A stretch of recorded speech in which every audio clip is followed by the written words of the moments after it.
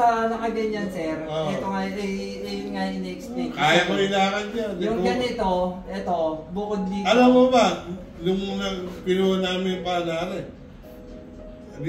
nung araw na yun, nalaglag pa ito. Tayo na yun. Nagsaga mo na. Nalaglag. Ala na kasi yung trumpa. Kung siguro yung pasyente,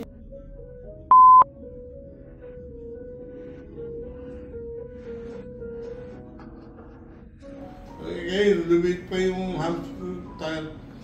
Paano di ako mapaglakad ng matagal dito? Kasi sir, ganito ang magiging kapit ng paa, sir ha. Maninibago ha. Alam mo ba? Maninibago. Alam problema, basta't may ayos mo lang.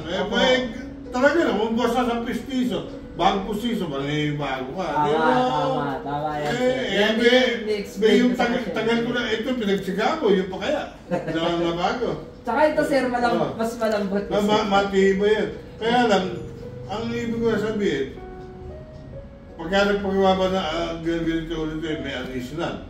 Ito sir, kasama to sa mold din ng paa. Ibig sabihin sir, hindi tayo makakagawa ng kopya. Kasi, hindi, may pagdagtagal mga 2 years, baka manipis na ito. Hindi po, rubber foam po siya. Hindi po siya. Kung mapapansin, days naman makuha ko to.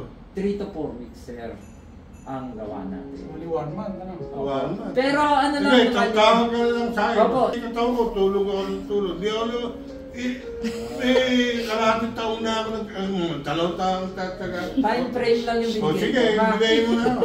Para dito lang, sa labas. Sige sir. Sa labas. Dito lang. Mainit sa labas. Hindi.